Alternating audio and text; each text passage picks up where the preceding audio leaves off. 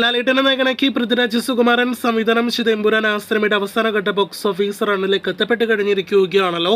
ഇപ്പോഴത്തെ എമ്പുരാൻ എന്ന സിനിമയുടെ ഏറ്റവും പുതിയ തിങ്കളാഴ്ച ദിവസത്തെ കേരള ട്രാക്കിംഗ് റിപ്പോർട്ട് പുറത്തുവരുമ്പോൾ നാലാമത്തെ തിങ്കളാഴ്ച കേരള ട്രാക്കിംഗും സിനിമയ്ക്ക് മികച്ചതായി മാറിക്കഴിഞ്ഞിരിക്കുകയാണ്. മലയാളത്തിലെ ചരിത്ര വിജയമായി മാറിയ സിനിമയ്ക്ക് ഇന്ന് 6 ലക്ഷത്തിന് മുകളിൽ കേരള ട്രാക്കിംഗ് ഗ്രോസ് വന്നിരിക്കുന്നു.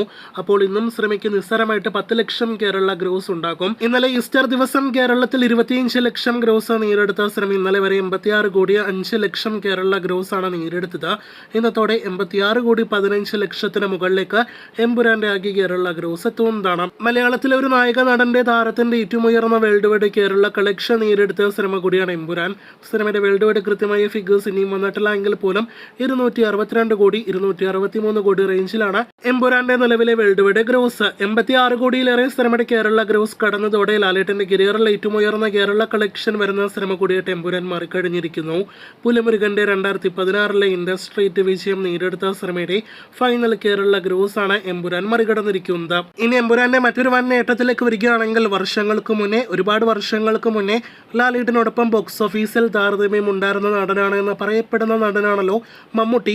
അതേ മെഗാസ്റ്റാർ മമ്മൂട്ടിയുടെ കരിയർ വേൾഡ് വൈഡ് കളക്ഷൻ നേരിടുത്ത സിനിമ ഭീഷ്മപർവം എന്ന സിനിമയാണല്ലോ.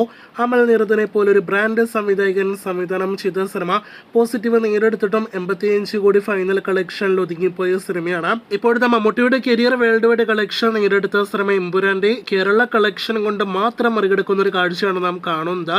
ഈ ഒരു വലിയ നേട്ടത്തോടെ ലാലേട്ടനേക്കാൾ വലിയ മുതിർന്ന താരം സീനിയർ താരം കൂടി മമ്മൂട്ടിയൊത്തുള്ള ലാലേട്ടന്റെ ബോക്സ് ഓഫീസ് പവർ അളക്കലെല്ലാം തന്നെ നിർത്തേണ്ട സമയം അതിക്രമിച്ചു കഴിഞ്ഞിരിക്കുകയാണ്. ലാലേട്ടൻ മമ്മൂട്ടിയേക്കാൾ എത്രയോ മടങ്ങ് മുന്നിലാണ് എന്ന് ഇതിനോടകം തന്നെ ലാലേട്ടന്റെ ബോക്സ് ഓഫീസ് പവർ വീണ്ടും ഒരിക്കൽ കൂടി തെളിയിച്ചിരിക്കുകയാണ്. അപ്പോൾ കാത്തിരിക്കൂ കൂടുതൽ ലാലേട്ടൻ റെക്കോർഡ് അപ്ഡേറ്റുകൾക്ക്.